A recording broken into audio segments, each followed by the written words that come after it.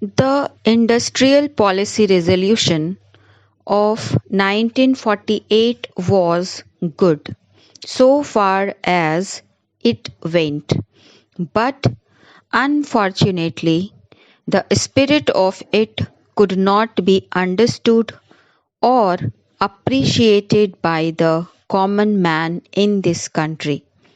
So, a new orientation of this policy was given, and the Honorable Prime Minister, after his return from China, publicly declared that the future policy of the country, or rather the future pattern of society, will be the socialist pattern.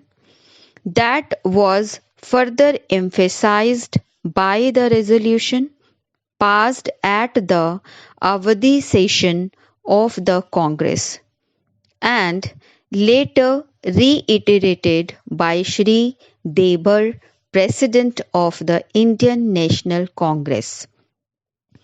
I am very glad to say that the spirit of it has been caught by the nation today.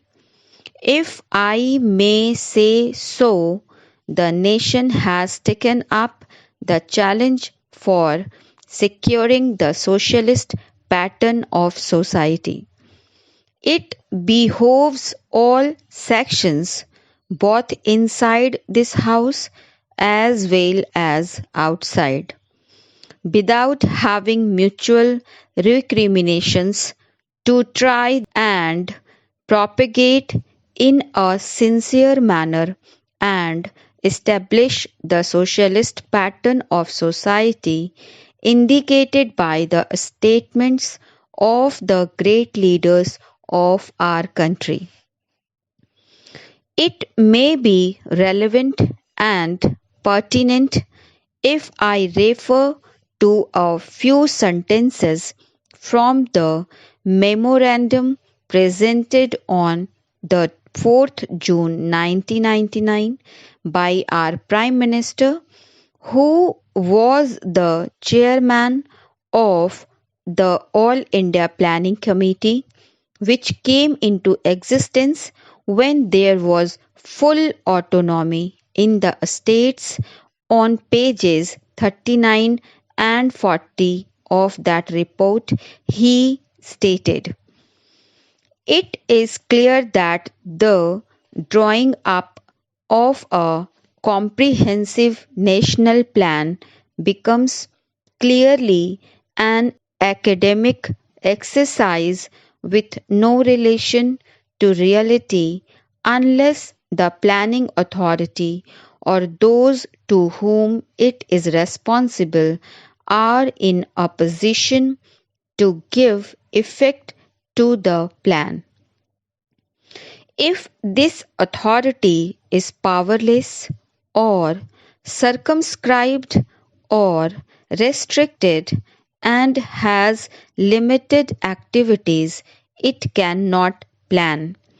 An essential prerequisite for planning is thus complete freedom and independence for the country and removal of all outside control.